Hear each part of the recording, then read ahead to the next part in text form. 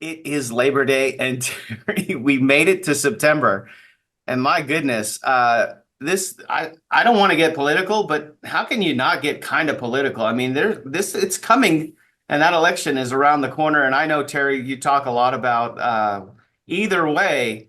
There's going to be a lot of people leaving California, so I kind of want to start on that. And Monty, I know that the markets are closed today, so we're going to kind of have kind of a free for all, but we're going to give you guys some great information. Good morning, Terry.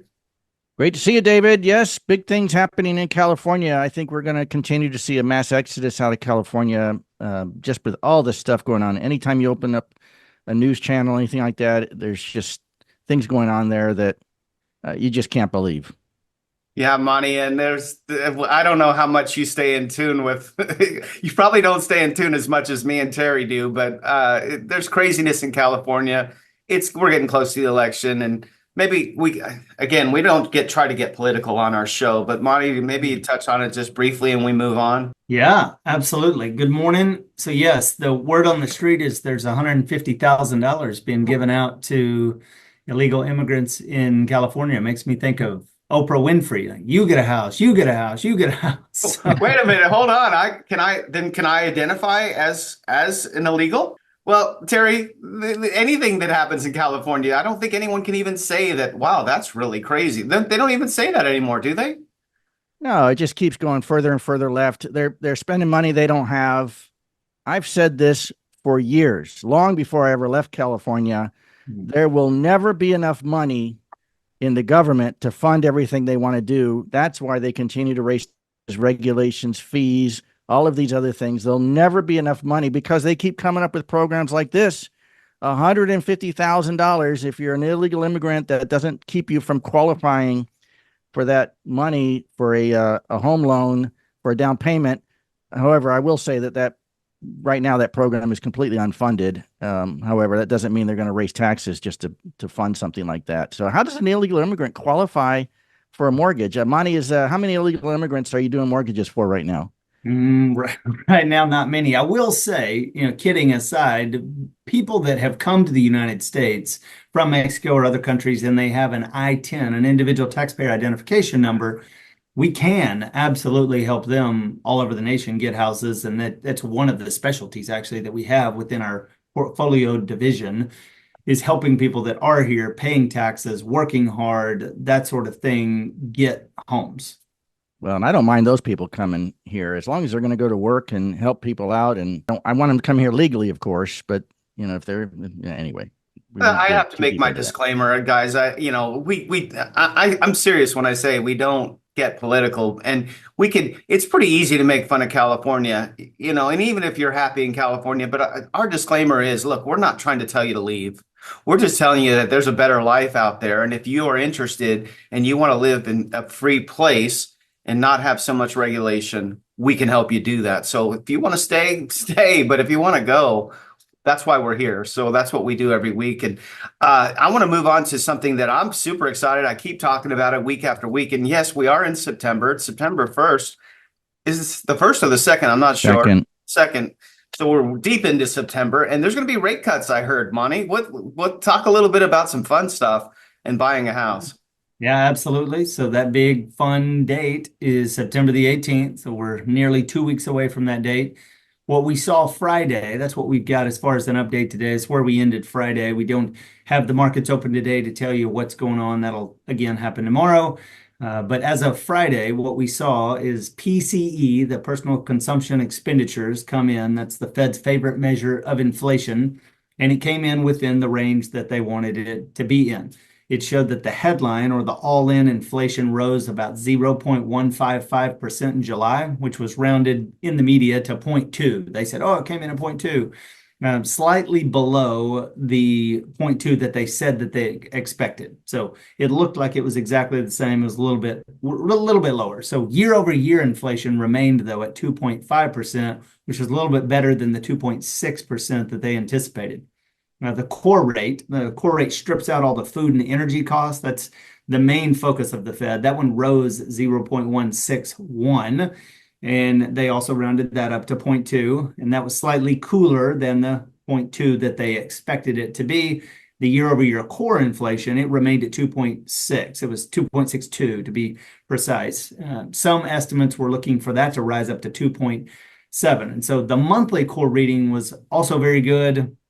That was 0.161. And when you annualize that under the Fed's 2% target, it's 1.93. So the last 3 monthly readings were also very tame. When you analyze those three, the 3 month pace we're seeing is under the Fed's target. It's at 1.7 right now. So the bottom line is inflation is moderating. It's heading towards the Fed's target. Despite these good monthly progress and year-over-year progress, it really has been difficult because of that low replacement value from last year. The way this works, you take 12 months, and so that's the way the Fed looks at it.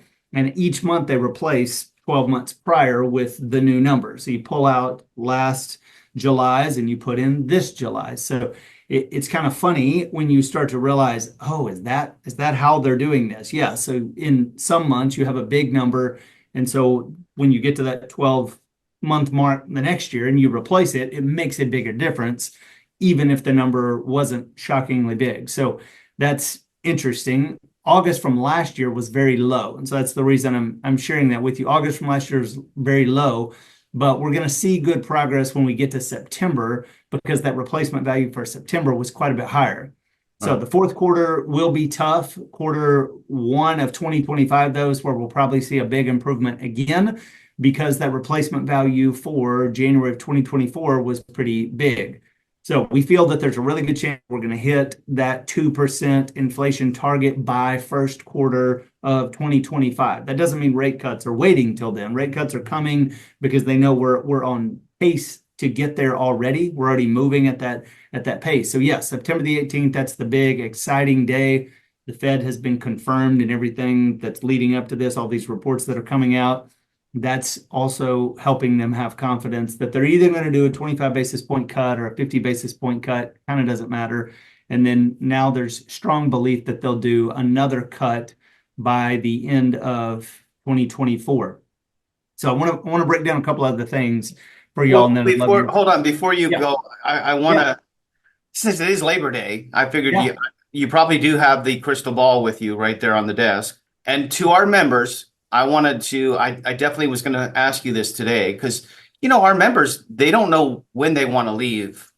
And when they hear from a realtor and a lender, maybe we can kind of enlighten them. When is it better? 3 months, 6 months, 9 months, or should they wait the full year and have a full year to plan? So could you just look in your crystal ball real quick to our members and let them know what should they think about on timing? Yeah. Well, I would have to say that's a very individualized question, similar to when people ask me what the rate would be today. Well, I don't know. What's your credit score?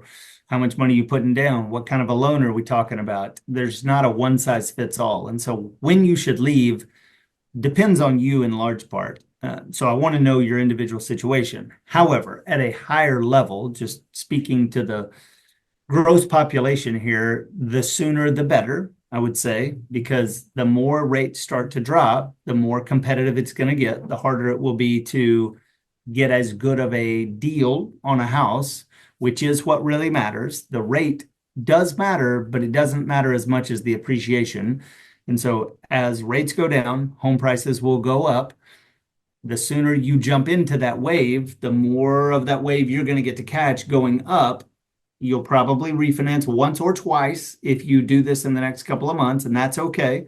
The people who have the most equity have done that. They've bought it at a low spot, and then they've refinanced it a couple of times, and that's how they have so much equity in their house because they caught that wave. You can't wait till the wave crashes down and then jump in with your surfboard and try to do something exciting. It just doesn't work. The wave is gone. You'll have to wait for the next wave now to catch it. Well, that's great advice. Thank you, Monty, for that. And Terry, Terry talks to people about leaving California constantly, 5 to 10 people a day, probably. And so from a lender perspective, what do you say to people that are thinking about leaving? When should they go, Terry? Well, I think if you just look at the economic uncertainty, Monty's talked about this for months, the fact that signs point to a coming recession or a coming slowdown. We certainly are slowing down. That's why the Fed is able to drop rates, is because the economy is slowing down. We know that more than 800,000 people that they said were employed actually were not employed. So I'm curious to see this Friday what the unemployment numbers look like, and if they've adjusted for whatever incorrect data was telling them that we're getting more jobs than what we really were. The other thing I'd like to just address, and I know Monty will talk about his other data points also, is that let's not forget that the reason the Fed is able to lower rates is because the economy is slowing down. And Monty, I wanted to ask you, are there, other than unemployment, are there several other data points that may point to actually a half-point drop when on September 18th? It's hard to say. We know Jerome Powell and his group there make decisions a lot of times that don't make sense. So there's political pressure, especially with the election coming so soon. You know that they're going to get a lot of pressure as to which choice they go for, 25 or 50 basis points. Also, if we know that there's going to be another cut this year, I would say it's less likely that they'll do as big of a cut now. They'll wait, be careful. They tend to play it safe. But we've not seen anything that would increase the likelihood of a 50 basis point cut any more than we already had it at, which I believe last time I saw it was 33% chance of a 50 basis point rate cut, 100% chance of a 25 basis point rate cut. So yeah, Terry, also another data point I was going to share to what you're saying here, it's really sad, and it would support what we're talking about with the economy being weaker. The savings rate, we got that information this past week too. It was around 8%. So the average American family saved at 8% pre-pandemic. That was cut to about 4% in January of this year. So when they looked at where were we pre-pandemic, and then, hey, how much is every American family on average saving in January of 2024, it was cut in half to 4%. Is all that they were saving. But now, as of July, that is below 3%. It is 2.9% is all that the average American family can save. And that's showing that consumers are under duress. There's only so much savings that they have to deplete. And so this should eventually lead to lower spending and a slowdown in the economy as people just stop saving money. Eventually, you don't have any money to spend and you're not saving anything. And so it's sad. It really is that's the state of our country. Well, and let's remember, credit card debt is at an all-time high. Credit card debt is not 5%. Credit card debt is 16, 18, 20 plus percent per year. So if you got a $10,000 balance, you're paying $2,000 of interest that year. However, I suspect many people have tens of thousands of dollars on credit card debt. So you're certainly not going to save any money if you've got your credit cards maxed out. So we definitely are heading for some uncertain times.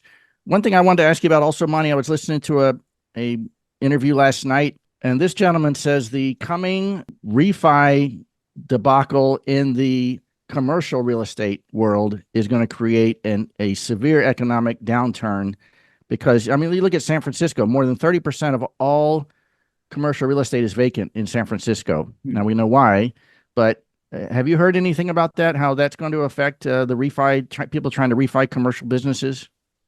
I haven't. It makes sense, but no, I had not heard that.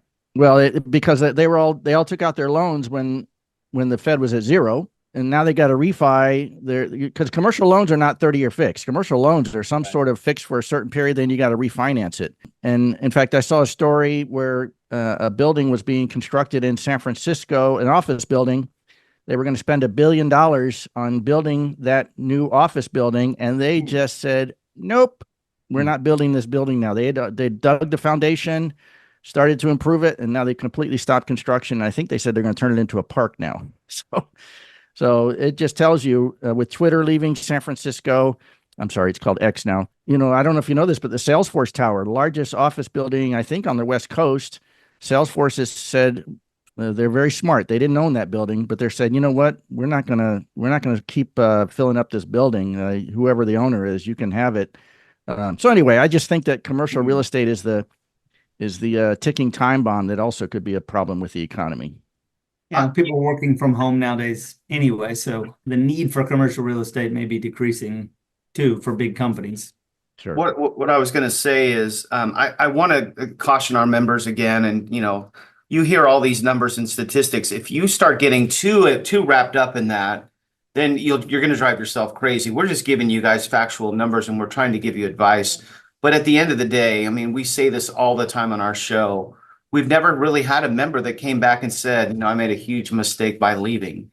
And everybody is always so happy and there is such a better life. And that's what we like to share. So be careful on, starting to look at too many numbers and waiting for everything to align. And I think Monty has said this many times on our show that there's never going to be a perfect scenario, never.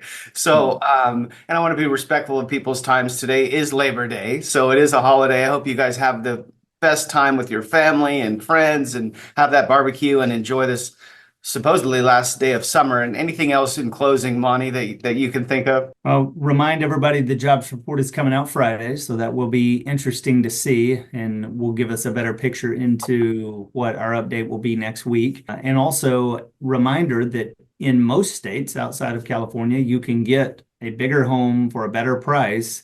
So if you are working from home, you can get a home with a fantastic home office, so that you upgraded not just your life, not just family, but also your office. So yeah, have a great Labor Day.